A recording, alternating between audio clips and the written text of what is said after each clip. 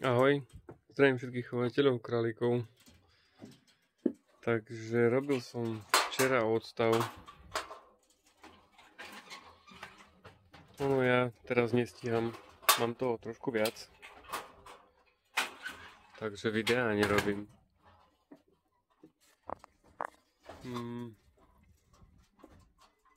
Bol som nutený tu dať aj ďalšiu klietku, tú vykrmovú. Pretože keď som ich odstavoval, tak tu na bolo 6, tu na bolo 5, tu na bolo 6, tu na bolo 5. Mne sa zdá, že je to 6 králikov je dosť, si myslím, že na jedno krmitko, jednu napájačku. Takže som bez problémov napojil tú jednu klietku a som vlastne nechal tak, že tu nás sú po 4 a tam sú po 3. Čiže títo tu nás sú vlastne od vločky. Jedna, druhá klietka, jedna klietka tam. A tu nás sú od tej šmolky, od tej viedenskej, či šmolky? Áno, hej, od šmolky, tej viedenskej. Jedna, druhá a takisto tretia. Boli 11 a 11, všetky boli v poriadku, aj keď tieto sú také, však môžeme si to pozrieť, oni sú také dosť začapkané. Ale nemajú ani posraté zadky, ani nič, čo sa čudujem. Ja som si myslel, že z tých 11 aspoň 4 vyhodím na základe toho, že vlastne oni sú... No však keď sa pozriete na nich, tak to sú zadžabané proste. Ona má tú klietku takú strašne špinavú. Čiže som čakal, že vlastne aspoň 4 alebo nejak tak budú mať posraté zadky s nejakou chorobou alebo niečím takým. Zatiaľ sú všetky zdravé. Uvidíme teraz, keď nebudú piť materské mlieko, koľko dní vydržia. Takto všetky. Po prípade, ak sa niečo tu vyskytne, hneď automaticky likvidácia, nebudem sa s tým ani baviť. Absolútne. Títo tu akože ten rozdiel tam je vidno proste, hej. Títo mali o 0,83 pri odstave a títo mali 0,68 pri odstave. Hej, ten rozdiel je tam vidieť proste, hej. To malá myška a potka, hej. A tieto tu to sú pekné zdravé králičky, hej. Nie sú ani zadžabané, ani nič podobné.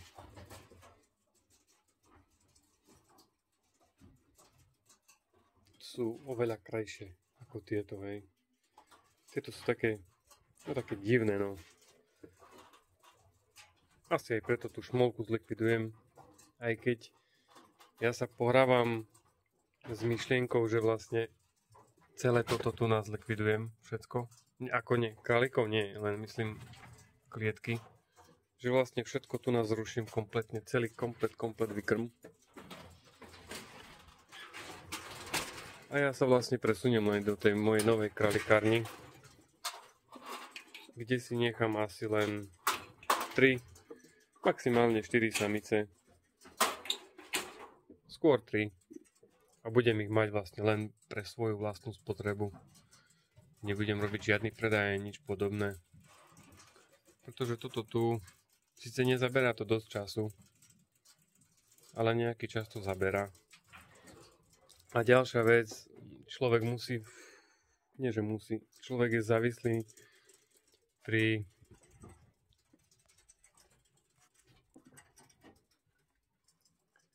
takomto obrate, proste jak mám ja tých králikov, tak človek je závislý na predaj tých králikov, pretože potom strašne veľa tu ostávajú. Tu som mal ináč po 5, takisto som jedného zobral a dal som ich tu. Podľa mňa im tu bude lepšie.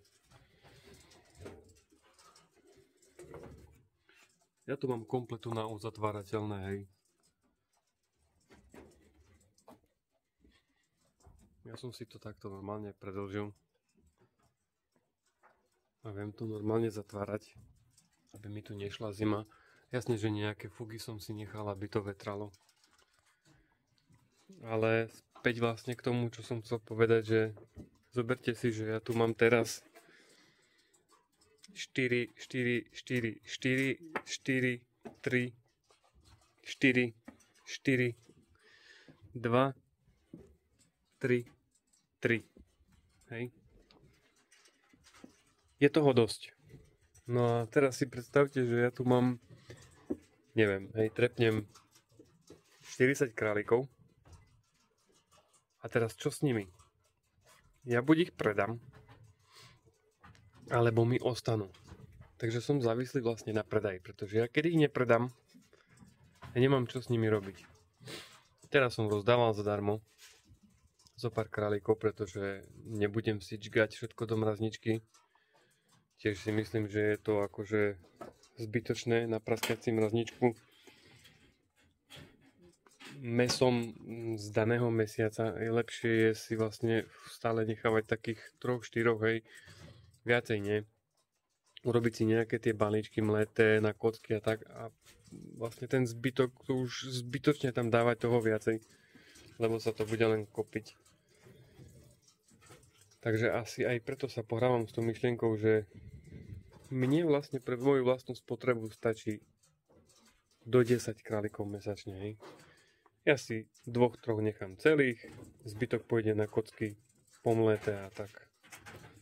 Tým pádom budem mať aj na polievku niečo. A už predaj nebudem robiť, hej. Čiže je to jedna z možností, ktorá vlastne nastane v blízkej budúcnosti.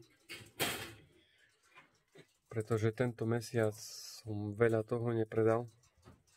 Tým, že mi tu ostávali, tak ja som ešte vlastne tu mal v poslednej klietke, v piatok som ich posledných zabil a som ich vlastne len daroval, hej. A mne sa vlastne ani keď som nad tým tak rozmýšľal, neoplatí tých králikov darovať, pretože ja to tu budem všetko dotovať a budem to len rozdávať. Čo ja nie som zase charita. Tiež to nebudem robiť zadarmo.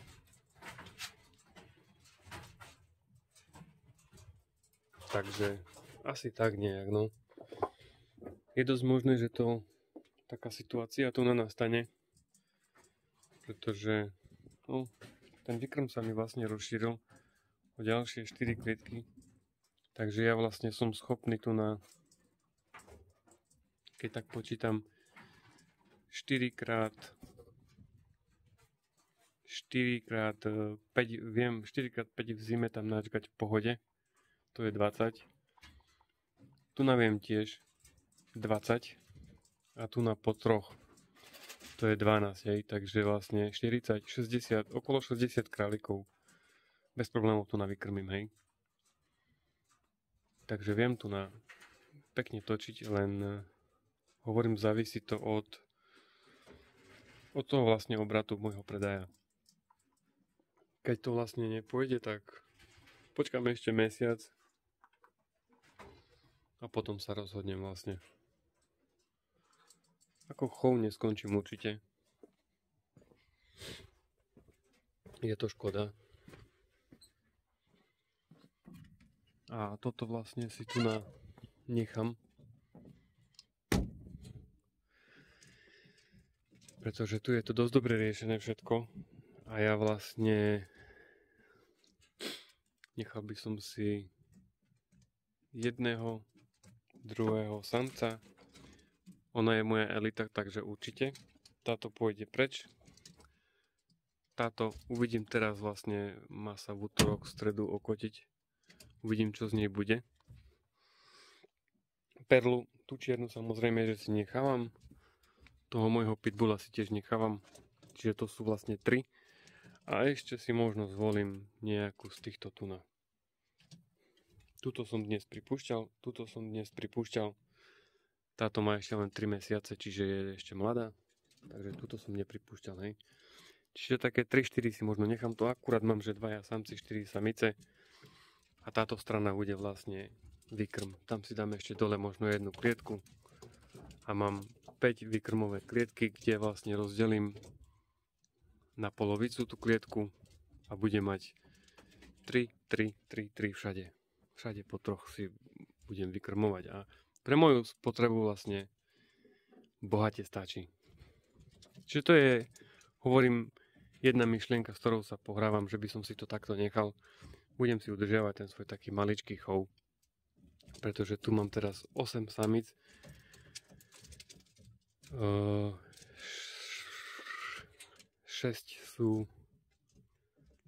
sú zapracované a 2 ešte nie celkom, takže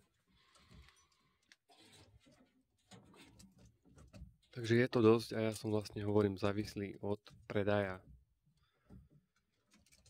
Takže uvidím, čo sa bude diať ešte mesiac a podľa toho sa rozhodnem. No tak video možno niekedy nejaké ešte urobím, respektíve ešte nejaké budem robiť. Dúfam, že to, čo vlastne doteraz som natočil, tak ako mne pomohli začiatky na YouTube, dúfam, že aj ľuďom, čo to potrebovali, tiež im to nejak pomohlo. No a keby náhodou niekto niečo chcel poradiť alebo niečo, alebo keď niekto je okolie Trebišov, Sečovce, kľudne sa vieme dohodnúť na niečom, hej.